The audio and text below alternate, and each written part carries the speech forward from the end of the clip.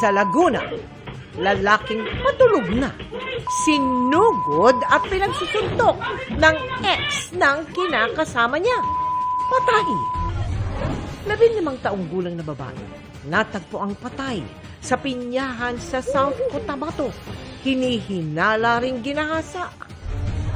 Korte sa Batangas, naglabas na rin ng arrest warrant laban kay Atong Ang at 20 iba pa para sa kasong kidnapping with homicide.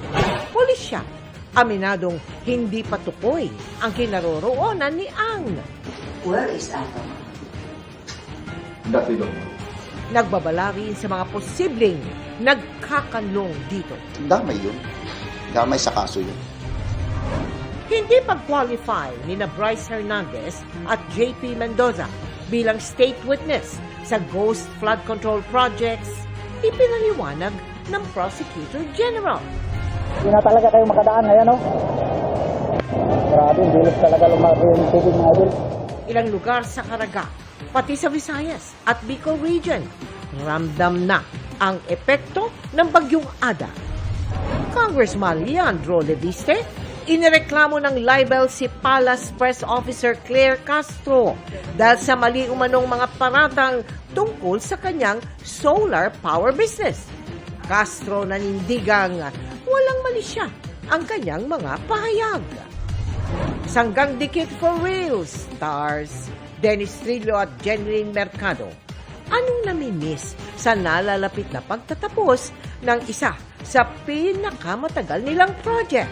Sinasabi ko nga kay Dennis, sabi ko parang baka maiyak ako. Ang pinusuang ninong era ni Dingdong Dantes kasama ang misis na si Marian Rivera at ang hot teaser kasama si Max Collins para sa upcoming GMA Prime series na The Master Cutter. This is Philippine culture. Live mula sa GMA Network Center, ito ang 24 Oras. Magandang gabi po Luzon, Visayas at Mindanao. Walang awang pinaulanan ng suntok at tadyak ang isang lalaking patulog na sana sa kanilang bahay sa Calamba sa Laguna. Ang nahulikam na nanakit, dating nobyo ng kinakasama ng biktima. Naospital ang lalaki at kalaunay binawian ng buhay. Apela ng kanyang live-in partner, mahuli ang ex na nanakit. Nakatutok si Oscar Oida.